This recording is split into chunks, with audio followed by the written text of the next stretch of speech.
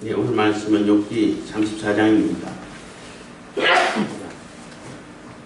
욥기 34장 엘리후의 두 번째 반박, 하나님의 공의를 주장입니다.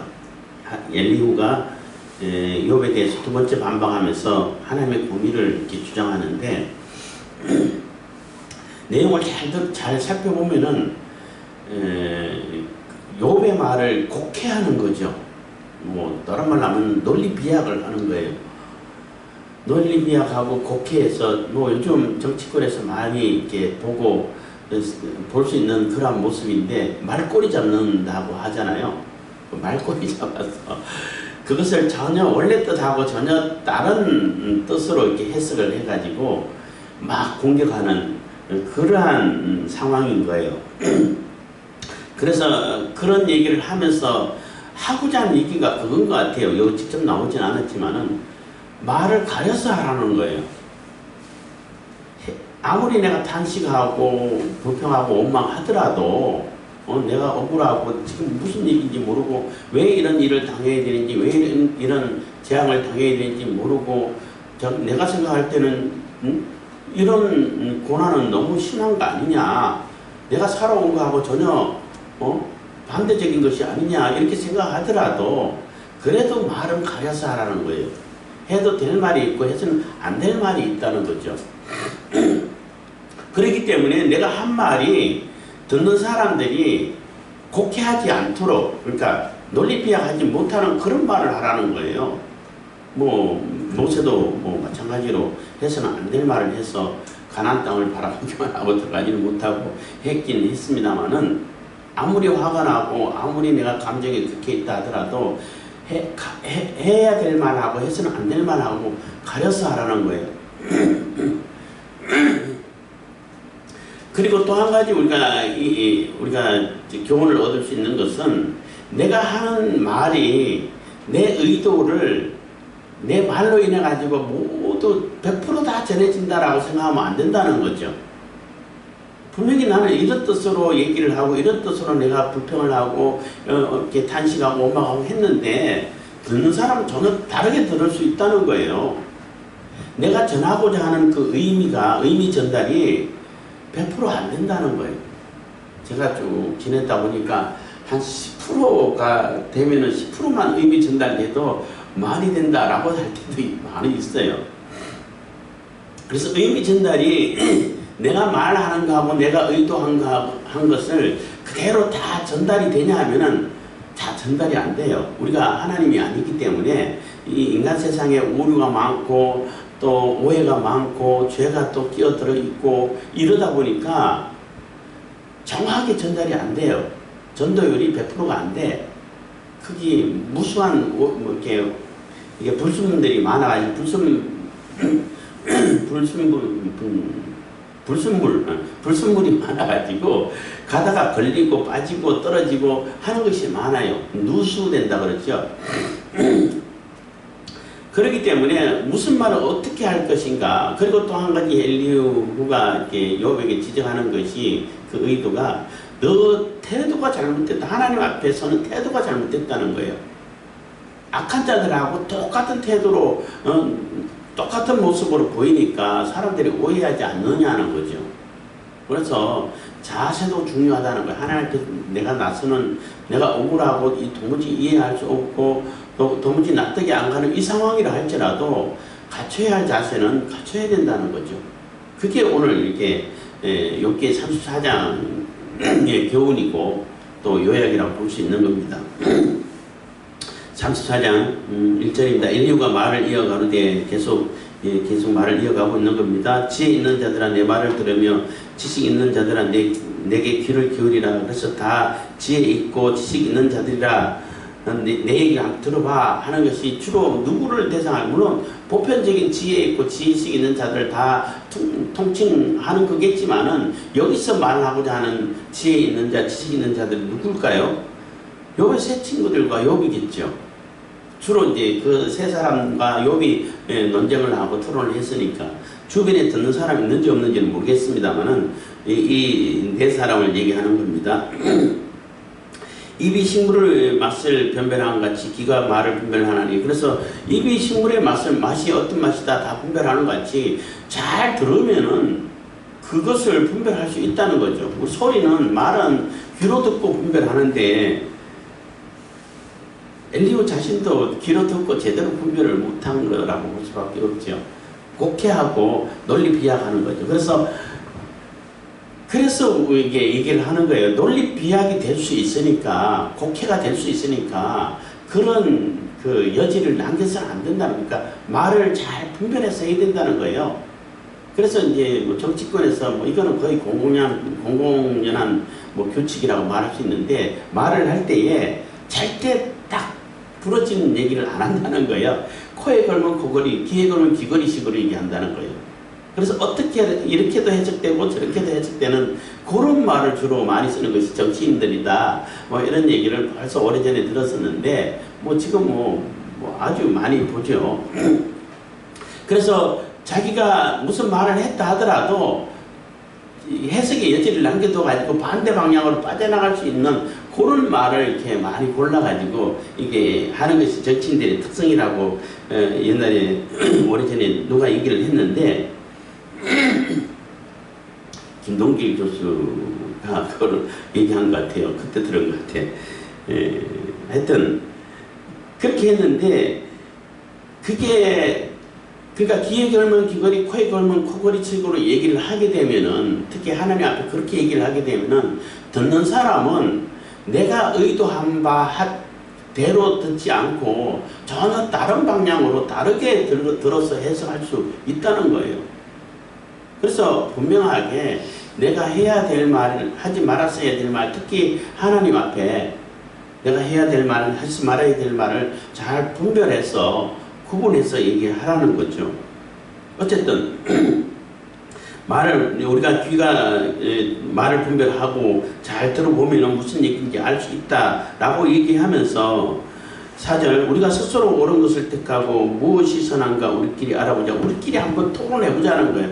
무엇이 옳은가 우리 수준에서, 우리 상식에서 한번 얘기를 해보자라는 얘기죠. 그리고 뭐 그렇다고 해서 우리끼리 뭐 정한다고 하고 다수결로 정했다고 해가지고 그게 정의라고 말할 수는 없는 거예요. 정의라고 말할 수는 없는데, 의는 하나님께 있는 것이고 하나님의 의이시지만은 우리 수준에서 우리 뭐 네 사람 아니면 5사람 이렇게 모여가지고 우리끼리 한번 우리 상식선에서 우리 수준에서 어떤 것이 옳고 무엇이 선한가를 한번 따져보자 라는 얘기를 하고 있는 것입니다. 그래서 따져보는데 욥이 말하기를 5절입니다. 내가 의로우나 하나님이 내 의를 제하셨고 내가 정직하나 거짓말쟁이가 되었고 나는 허물이 없으나 내 상처가 낫지 못하게 되었노라 하니. 그래서 욥이 하는 그 말이 지금 이런 말, 비슷한 말 많이 했잖아요. 했는데 욥이 주장하지는 않았잖아요. 욥이 탄식한 거지.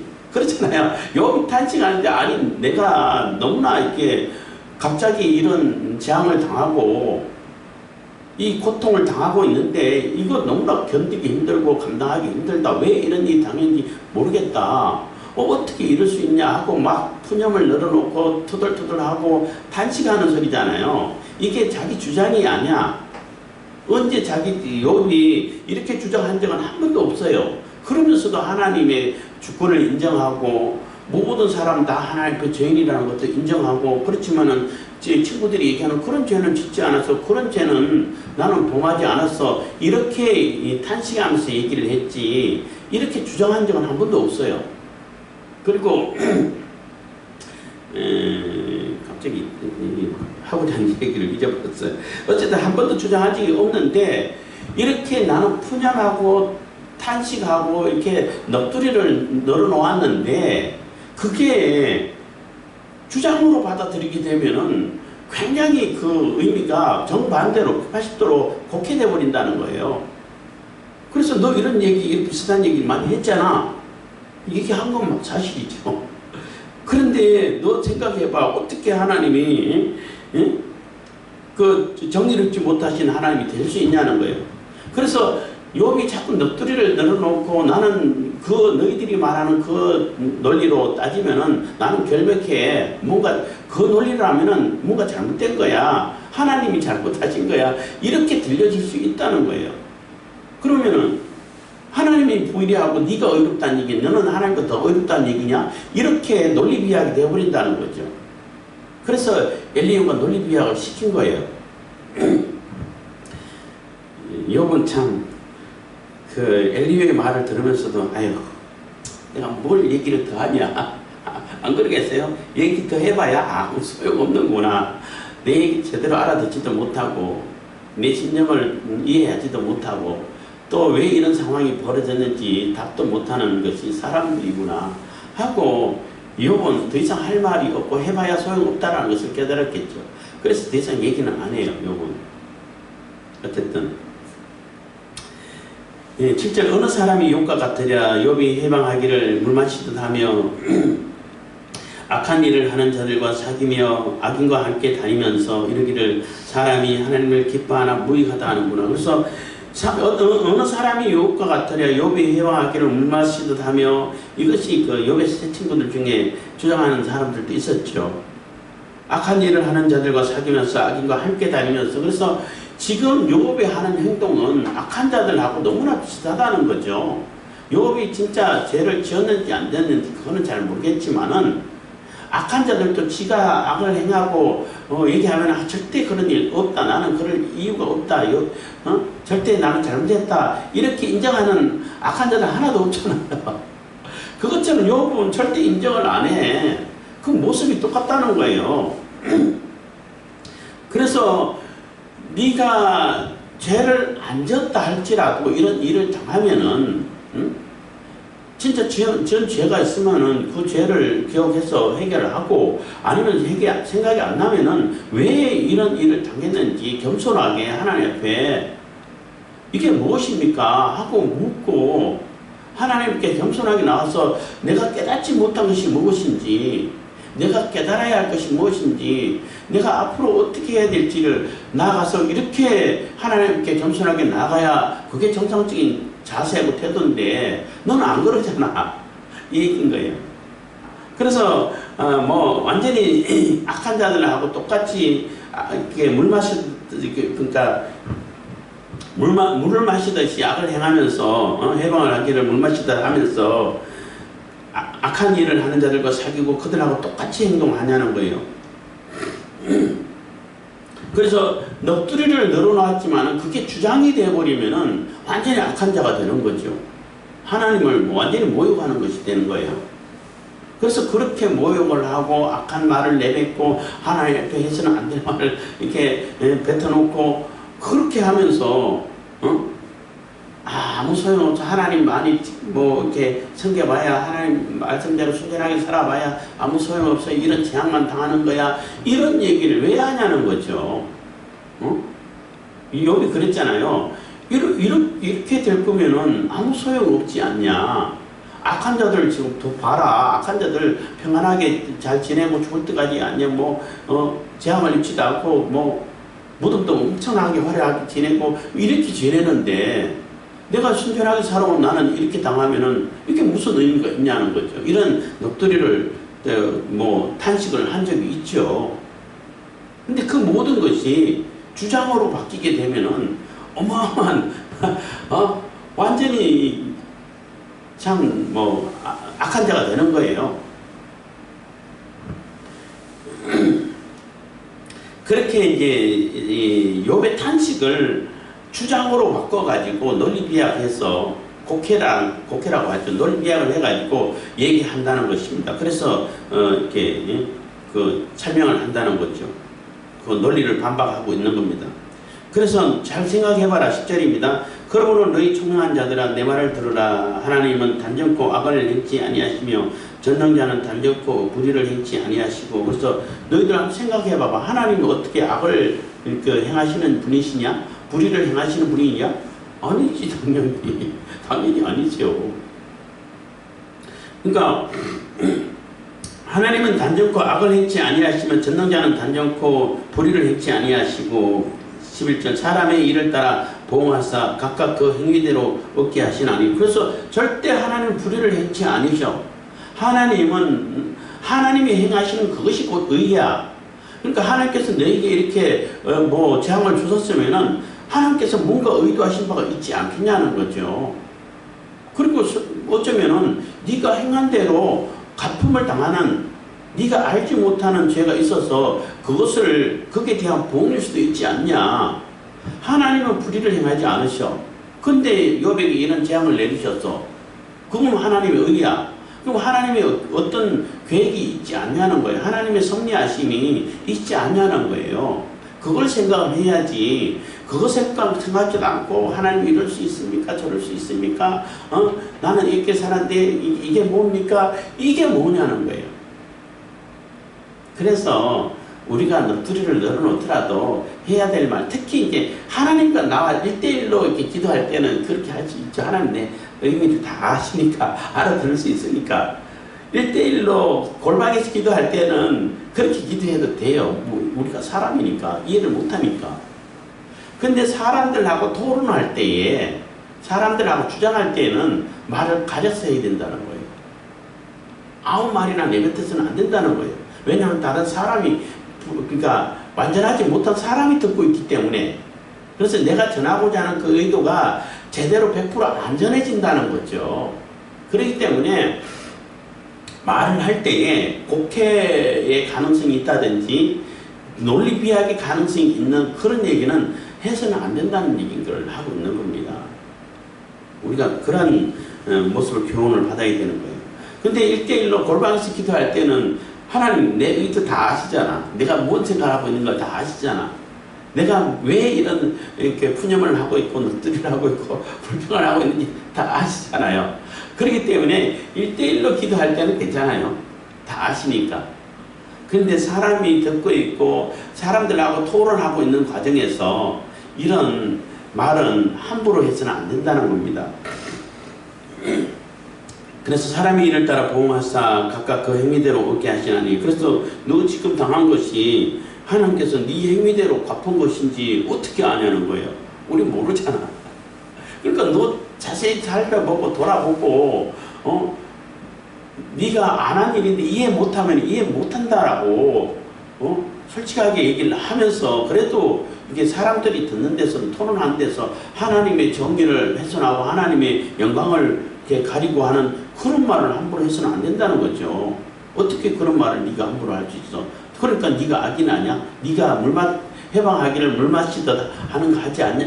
그렇게 하고 있지 않냐는 거예요. 그래서 욥이 지금 해방을 물 마시듯 하고 있다라는 얘기는 지금 상황이 계속 하나님께 불평불만 늘어놓고 원망하고 이래 가지고 어떡합니까? 나는 이제 죽을 지경인데 대답도 안 하시고 내가 순전하게 살아와봐야 아무 소용없는 거 아닙니까? 하는 이 모든 것이 다 회방이라는 거예요. 욥이 이게 단식하고 불편하고 불만하는 것이 지금 다 회방하는 악한 행동이라는 거죠. 엘리후가 볼 때에. 그래서 물 마시듯 하고 있다는 것입니다. 12절 진실로 하나님은 악을 행치 아니하시며 전능자는 공의를 굽히지 아니하시니라. 그래서 진실로 하나님 절대 악을 행치 않으시고 전능자는 공의를 굽히지 않으시고 공의대로 실천하셔. 하나님은 요만큼은 틀만큼이라도 불의를 저지르시는 분이 아니야. 하나님이 행하시는 모든 것이 다 의고 공의야. 근데 하나님께서 우리가 이해할 수 없는 일을 하실 때는 그게 뭔가 섭리하심이 있고 계획하신 바가 있지. 그건 우리가 모르는 일이야. 근데 그 모르는 일을 가지고 하나님이 악하다, 불의하다 이렇게 그렇게 매도를 하면 안 된다는 거예요. 하나님 그런 얘기를 해서는 안 된다는 거죠. 특히 사람들하고 논쟁할 때 그렇게 오해받을 수 있도록 주장하면 안 된다는 거죠. 요거 주장하지는 않았지만 탄식은 했죠. 그러니까 그런 탄식이라도 사람들이 듣는 데서는 그런 말을 함부로 해서는 안 된다는 얘기를, 교훈을 우리가 찾아볼 수 있는 겁니다. 13절 누가 땅을 그에게 맡겼느냐? 누가 온 세계를 정하였느냐? 그가 만일 자기만 생각하시고 그 신과 기운을 거두실진데 모든 혈기 있는 자가 일체로 망하고 사람도 진토로 돌아가리라. 그래서 누가 땅을 정했고 누가 그 맡겼냐, 온 세계를 정했냐, 다 하나님이 창조하시고 하나님께서 우리에게 맡겨주시고 하지 않았냐는 거예요. 하나님께서 우리에게 맡겨주셨고 하나님 창조하셔가지고 우리에게 맡겨주셔가지고 우리가 경영하게 해주시고 그렇게 하지 않았냐는 거예요. 그렇게 했기 때문에 그가 만일 자기만 생각하시고 그 신과 기운을 거두실지인데, 그래서 하나님만 생각하시고 사람들 에이 필요 없어 쟤네들 하고 그 기운을 다 거두신다면 그 신과 그 성령께서 운영하시는 것을 운영하는 것을 다 이제 그만둬. 그리고 하나님께서 생기를 넣으셨잖아요. 그래서 생명을 다 걷어가 버리시면은 이 세상은 하루아침에 다 죽어버린다는 거예요. 다 없어져 버린다는 거죠. 그럼 모든 혈기 있는 자가 일체로 망하고 사람도 진토로 돌아가리라. 그래서 다 하나님의 권능이 있고 하나님의 주권이 있고 하나님께서 다 행하시는 것인데, 그 하나님께서 행하시는 것은 하나님의 의도하신 바대로 이 사람들하고 전혀 상관없이 사람들에게 영향받지 않고 하나님께서 계획하신 대로 의도하신 대로 섭리하신 대로 그대로 흘러가시는 것이지, 네가 이런다고 해요 이렇고 저런다고 저렇고 그러지 않다는 거예요. 그걸 잘 생각해 보라는 겁니다.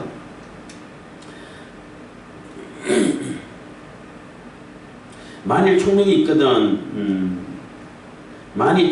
있거든 이것을 들으면 내 말 소리에 귀를 기울이라. 그래서 만약에 총명이 있고 들을 귀가 있고 생각할 줄 알면 생각 좀 해보라는 거예요. 내 말 소리에 한번 잘 귀를 기울여 보라는 거죠.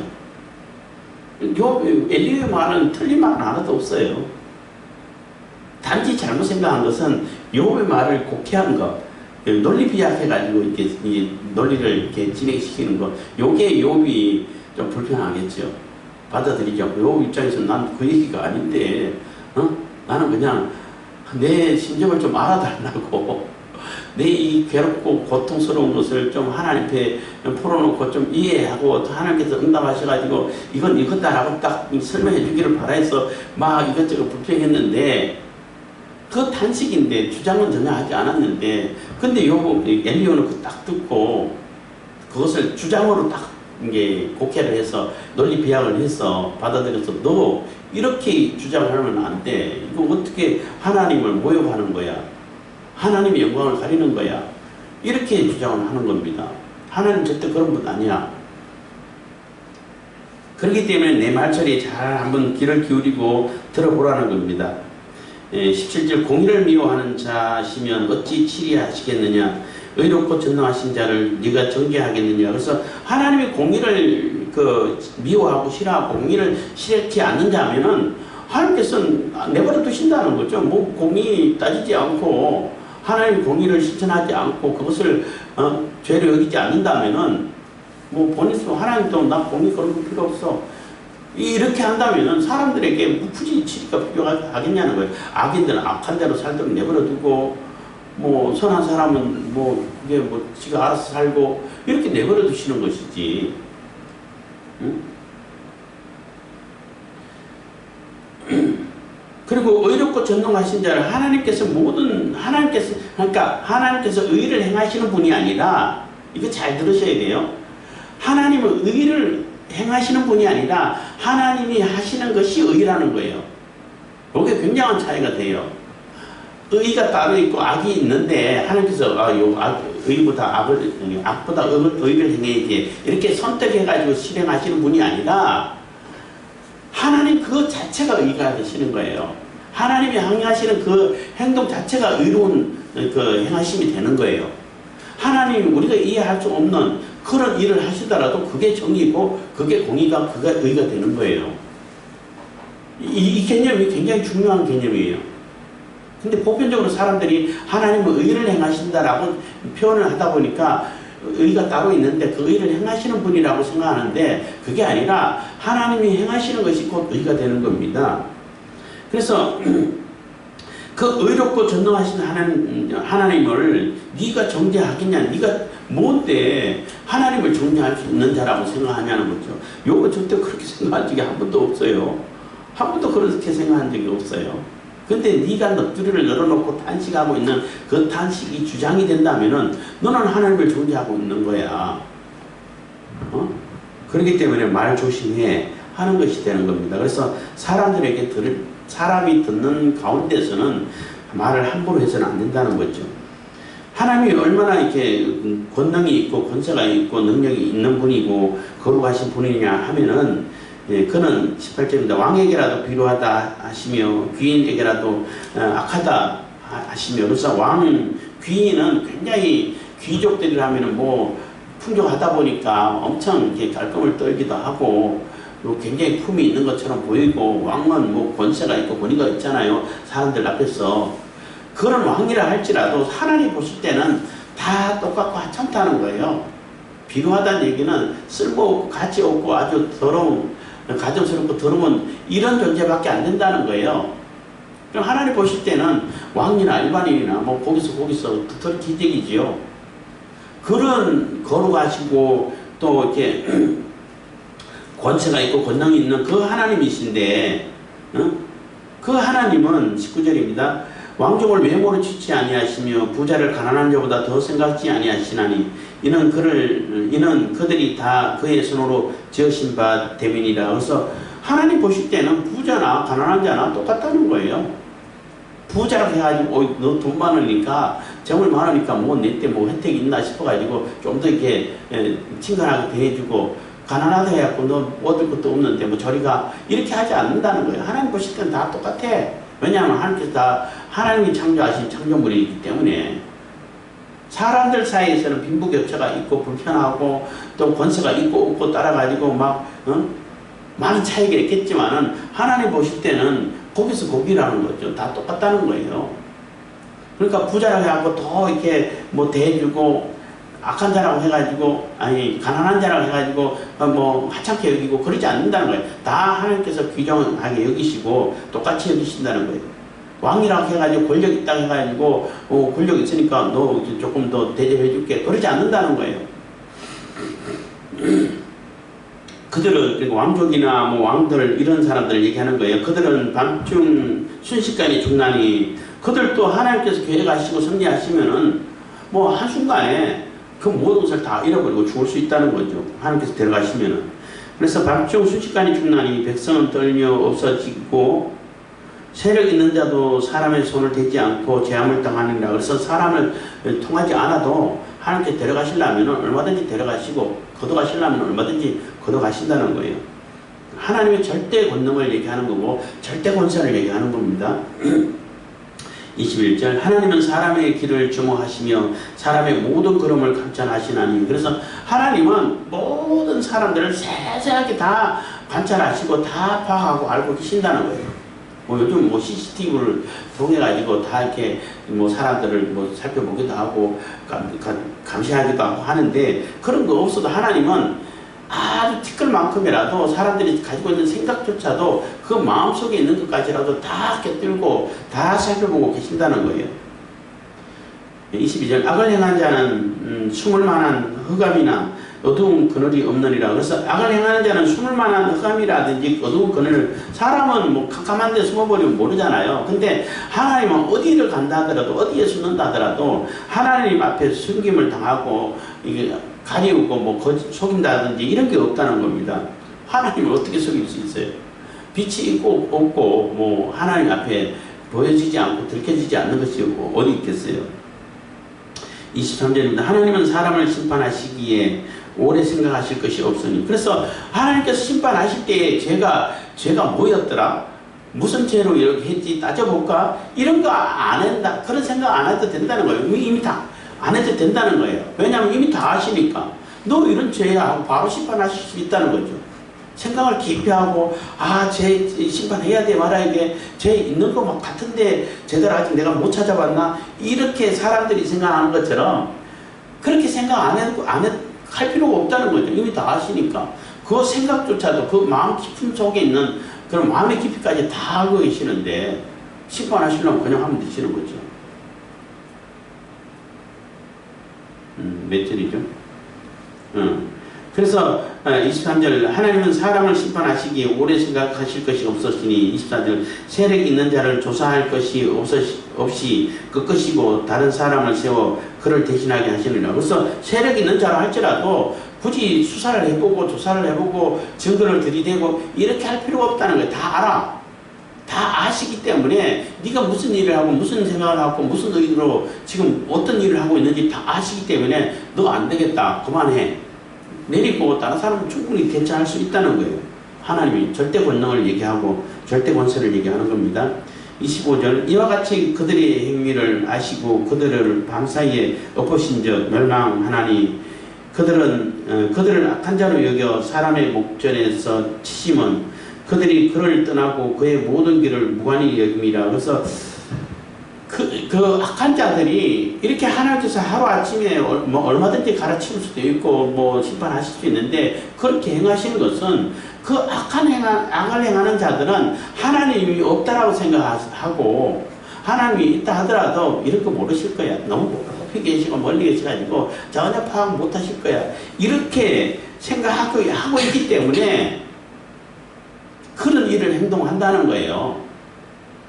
그렇게 생각하고 있지만은 하나님은 언제든지 얼마든지 또 그들을 바꾸고 심판하고 하실 수 있다는 겁니다.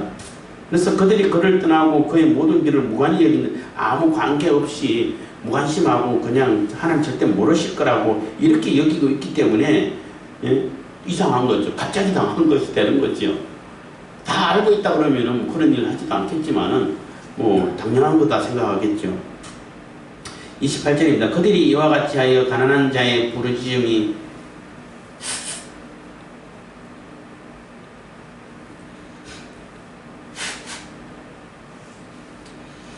그들이 이와 같이 하여 가난한 자의 부르짖음이 그에게 상달케 하며 환난받는 자의 부르짖음이 그에게 들리게 하느니라. 그래서 그들이 하나님 모르신다고 하나님은 전혀 관계없을 거야 라고 생각해서 가진 악을 다 행하는데 그 악을 행하기 때문에 이 가난한 자들이라든지 억울함을 당하는 자들이 하나님께 호소하고 하나님께 부르짖는다는 거죠. 그러면 하나님께서 그것 다 들으신다는 거예요. 그것도 다 들으신다는 것입니다. 그래서 악한 자들이 하나님이 다 듣고 계시고 하나님께서 일일이 세세하게 살피신다는 것을 안다면은 가난한 자들 그렇게 억울하게 부르짖게 하지 않겠죠. 근데 그걸 모르고 무관하다 생각하니까 이 사람들이 악을 행해가지고 가난한 자들이 하나님께 부르짖고 환난당한 자들이 부르짖어서 하나님께 이렇게 들려지게끔 한다는 겁니다. 29절입니다. 주께서 사람에게 평강을 주실 때에 누가 감히 잘못하신다 하겠느냐. 주께서 자기 얼굴을 가리우실 때에 누가 감히 배울 수 있으랴. 나라에게나 사람에게나 일반이시니 해서 하나님께서 행하시는 것을 사람들이 어떻게 막을 수 있는 존재는 없다는 거죠. 하나님이 실행하실 때에 그것을 막을 수 있는 존재는 없다는 겁니다. 그래서 주께서 사람에게 평강을 주실 때에 감히 잘못을 하신다 하겠느냐. 그래서 사람에게 이런 평안을 주시고 저런 평안을 주실 때에 사람이 그거 잘못했다 왜 그러시냐 이렇게 할 존재가 없다는 거예요. 하나님이 하시는 일이니까. 또 이 얘기는 악한 자들이 지금 우리가 볼 때 굉장히 평화를 누리고 권세를 누리고 뭐 가진 뭐 호화스러움을 다 이렇게 누리면서 살잖아요. 하나님 왜 저래요? 그 하나님께서 하시는 일이라는 거죠. 그걸 해가지고 하나님 잘못했습니다 이렇게 얘기할 수 없다는 겁니다. 물론 조금 더 나가서 우리가 깨달을 수 있는 것은 시편을 통해서도 깨달을 수 있는데 그렇게 하나님께서 악을 행하고 돈만 생각해가지고 돈이 하나님 것처럼 사는 사람들에게 가장 부귀영화가 다 누려지고 하는 것은 부자와 나사로 비유에서도 마찬가지입니다만은 그들이 이렇게 누릴 수 있는 것은 육신을 가지고 있는 이 땅에 있을 때까지 그때까지밖에 없어요. 이게 잠깐이잖아요. 하나님 보실 때에. 잠깐이니까 그래 그게 얼마까지 가냐 하고 내버려 두시는 것이죠. 그렇지만 사람들이 볼 때 굉장히 평화를 주는 것은 같이 보이잖아요. 어쨌든 그렇게 내버려 두신다 할지라도 그거 잘못했다고 우리가 어떻게 하나님 앞에 따질 수가 있겠냐는 거예요. 그건 못 따진다는 겁니다. 반대로 주께서 자기 얼굴을 가리우실 때에 누가 감히 배울 수 있으랴. 하나님께서 우리 앞에 얼굴을 딱 가려버려가지고 대답도 안 하셔. 침묵하셔. 무슨 어떻게 부르짖어도 아무 얘기도 안 하셔. 그럴 때에 우리가 가서 뭐 하나님 돌아서세요 하고 강제로 돌려가지고 얼굴을 마주보면서 나 좀 봐주세요 해가지고 고개를 돌려가지고 강제를 보게 할 수 있냐는 거예요. 못하잖아. 하나님의 절대 권세, 절대 권위를 얘기하는 겁니다. 하나님께서 이렇게 하시든 저렇게 하시든 어떤 존재도 개입해가지고 하나님의 의지를 꺾어서 반대로 돌리고 내가 하나님을 조종할 수 있는 그런 존재는 없다는 겁니다. 이는 사특한 자로 권세를 잡아 백성을 함해하지 못하게 하려 하심이라. 그래서 하나님의 절대 권세가 있고 절대 권위가 있는 것은, 그렇게 행동하는 것은 사특한 자로, 그러니까 악한 자들이, 나쁜 자들이 또 이렇게 사기치고 못되게 하는 자들이 권세를 잡아가지고 하나님의 통제를 벗어난 그러한 그 권세를 행동하지 못하게 하기 위해 가지고 하나님이 절대적 권세를 가지고 계신다는 거예요. 여기 함해하지 못한다라는 얘기는 이제 굳이 단어풀이 한다면은 함정에 빠뜨려서 해하지 못하게 한다는 거죠. 그러니까 음해를 하고 또 음모를 꾸며가지고 또 함정에 빠뜨리고 백성들을 그냥 그래서 해를 가하고 지금 마음대로 백성들을 그냥 부리고, 그러니까 하나님의 통제를 벗어나 하나님의 허락하고 내버려주지 감시하지 않는, 그러니까 하나님의 감시망에서 벗어나서 자기 마음대로 행동할 수 있는 그런 존재가 없게 하기 위해서 하나님의 절대 권세와 절대 권위를 가지시고 모든 것을 하나님께서 주관하고 계신다는 거예요. 우리가 사람들이 볼 때 정말로 극악무도한 사람들이 있고 너무나 억울함을 많이 끼치는 사람이 있잖아요. 그런 사람들조차도 하나님께서 그냥 내버려 두시는 것이, 다 알고 계시지만은 내버려 두시는 것이지 하나님이 모르는 범위는 없다는 거예요. 하나님이 모르는 그러한 구역은 없고 그곳에서 그들이 행동할 수 있는 것이 없다는 겁니다. 그렇게 하지 못하게 하기 위해서 절대 권세를 가지고 계신다는 겁니다. 31절, 누가 하나님께 아뢰기를 내가 징계를 받았사오니 다시는 범죄하지 아니하겠나이다. 그래서 악한 자들 중에서 자기가 하나님께 징계를 당하면은 그 악한 자들이 당장 하나님께 엎드려서 회개하고, 그런 악한 자들은, 악인들은 못 봤다는 거죠. 그래서 누가 하나님께 아뢰기를 내가 징계를 받았사오니 다시는 범죄치 아니하겠나이다. 나의 깨닫지 못하는 것을 내게 가르치소서. 내가 악을 행하였으면 다시는 아니하겠나이다 한 자가 있느냐. 그래서 악한 자들은 그런 거 하는 거, 회개하는 자들 한 번도 못 봤다는 거예요. 하나님께서 징계를 하면 할수록 오히려 하나님 더 원망하고 욕하죠. 요한계시록에 나오잖아요. 그런 재앙을 당하고 어마어마한 재앙을 당하고 하나님 징계를 받아도 오히려 하나님 원망하고 욕해. 그것을 깨우치고 돌이키고 회개하라고 그렇게 하나님께서 징계를 하시는데 그걸 모르고 계속 더 악을 행하고 더 바락바락 대든다는 거죠. 이 비유를 든다면은. 그래서 이 얘기를 하는 것은 욥이 네가 그러고 있다는 거예요. 응? 하나님께서 징계를 했으면은 다시는 범죄치 않겠습니다 하고 회개를 하든지, 응? 나의 깨닫지 못하는 것이 내게 가르치소서. 그러니까 왜 그런지 내가 깨닫지 못한 것이 있는데 나를 좀 깨닫게 해주십시오 하고 이렇게 겸손하게 나가든지 그렇게 해야지. 너 똑같이 악인들하고 똑같이 그렇게 하나님께 바락바락 대들고 원망하고 있지 않냐 하는 거예요. 보편적인 악한 자들을 얘기하면서 욥이 너도 똑같이 그러고 있어 라고 지적을 하고 있는 겁니다. 33절, 하나님이 내 뜻대로 갚으셔야 하겠다고 네가 그것을 싫어하느냐. 그러면 네가 스스로 택할 것이요 내가 할 것이 아니니 너는 아는 대로 말라라 해서, 이게 조금 이렇게 문장이 좀 이해하기가 힘들고 어려운데 무슨 얘기냐면은 하나님이 네 뜻대로 갚으셔야 하겠다고 갚으셔야 하겠다고 네가 그것을 싫어하느냐 얘기는, 그러니까 하나님이 네 뜻대로 네가 원하는 대로 다 해줘야 된다. 그거 하지 않는다고 네가 싫어하느냐 하는 얘기가 되는 거예요. 그래서 네가 이렇게 하라고 하면 하나님 이렇게 해야 되고 저렇게 하라고 하면 저렇게 해야 되고 그렇게 해야겠냐는 거예요. 하나님이 그렇게 하시겠냐는 거예요. 그렇게 하지 않는다고 해가지고 네가 그것을 싫어하느냐. 그럼 네가 스스로 택할 것이라고. 그럼 네가 네가 하나님을 다 조종할 수 있고 하나님 위에 있는데 네가 알아서 택해가지고 다 이것도 털어버리고 네가 하나님처럼 하면 되지 않냐는 거예요. 네, 그래서 내가 스스로 택할 것이 내가 할 수 있는 것이 나는 그거 못해. 내가 할 영역이 아니야. 하나님을 어떻게 조종할 수 있어 하는 얘기가 되죠. 그래서 너는 좀 아는 대로 네가 또 여기에 대해서 뭐 아는 것이 있고 반복할 수 있으면은 얘기해보라는 거예요. 그래서 내가 하나님께서 우리가 기도할 때도 그런 게 많잖아요.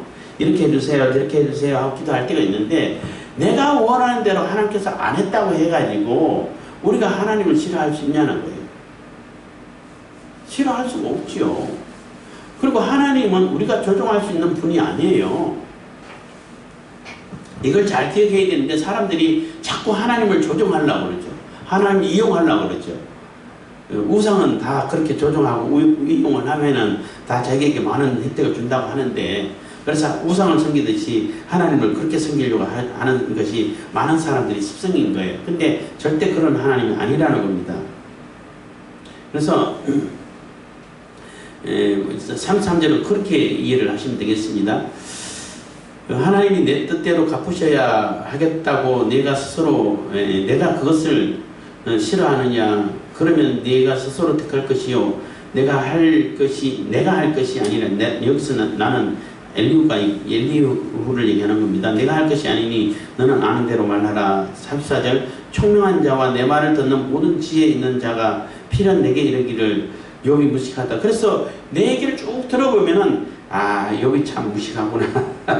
그 말이 지혜 없다 하리라. 정말로 욥이 지혜 없이 좀 무식한 얘기를 하고 있구나. 이렇게 알게 될 거라는 거죠. 그래서 지금 여기서 지혜 있는 자는 뭐 보편적인 지혜 있는 자를 얘기하지만은 당사자들은 욥이고 새 친구들이잖아요. 근데 얘기 들어보면은 내가 잘못했다. 욥도 마찬가지죠. 내가 말을 잘못했구나 라고 알게 될 거라는 거죠. 그래서 지금 욥이 불평하고 탄식하고 넋두리 털어놓고 하는 것도 듣는 사람들이 있기 때문에 듣는 사람들이 없고 하나님께 1대1로 기도할 때는 모르겠지만 듣는 사람들이 있고 듣고 판단하는 사람들이 있는데 나름대로 그런 사람들 앞에 이렇게 곡해할 수 있고 논리 비약될 수 있는 이런 얘기를 왜 하냐는 거예요. 그게 네가 무식하다는 거예요. 네가 제대로 알지 못해서 그렇다는 거예요. 응? 그래서 지혜 없다면 다른 사람이 볼 때 그래 그렇게 말하면 안 되지 너 지혜롭지 못한 말이야 다 이렇게 얘기할 거라는 거죠. 뭐 얘기가 됐죠. 그렇기 때문에 욥이 끝까지 36절입니다. 욥이 끝까지 시험 받기를 내가 원하노니 이는 그 대답이 악인과 같음이라. 그래서 너 행동하고 있는 이것이 악인하고 너무나 똑같아. 모습이 자세가. 그렇기 때문에 네가 좀 깨달을 때까지 시험 좀 받는 게 맞는 것 같아. 시험 받아야 돼. 너 고생 좀 더 해봐야 돼. 이 얘기를 하고 있는 거예요. 욥이 들을 때는 조금 아플 수도 있겠지요. 좀 어떻게 보면은 엘리후의 말도 듣는 사람에 따라 가지고 어떻게 저렇게 야박하게 얘기하냐 이렇게 얘기 들을 수도 있어요. 그렇게 고통당하고 있는 욥에게 너 시험 끝까지 받아야 돼. 이렇게 하면은 참 못된 말이 될 수 있어요. 그렇지만은 그것도 이제 곡해하면 안 되겠지만은 그 욥의 입장에서는 네가 지금 자세가 그러고 말도 그런 식으로 많이 듣는 사람들 토론하면서 그렇게 얘기를 하고 있는데 그 말 자체가 너 잘못한 거야. 그런 표현을 쓰면 안 돼. 그리고 네 자세가 네가 재앙을 당하고 고난을 당하고 있었으면은 하나님께 겸손하게 나와가지고 내가 깨닫지 못한 것이 무엇입니까? 내가 순전하게 살아왔지만은 내가 앞으로 나가야 할 길이 무엇입니까? 하고 겸손하게 여쭙고 하나님 뜻을 기다려야지 왜 그렇게 박박 악을 쓰고 있냐는 거예요. 그러면 되겠냐는 거죠. 그러니까 조금 더 고생하면서 네가 깨달을 때까지 좀 고생 더 해야 될 것 같아. 시험 끝까지 받아야 될 것 같아. 이렇게 좀 악담이라면 악담이라고 말할 수 있는 얘기를 하는 거예요. 37절입니다. 그가 그 죄 위에 폐역을 더하며 우리 중에서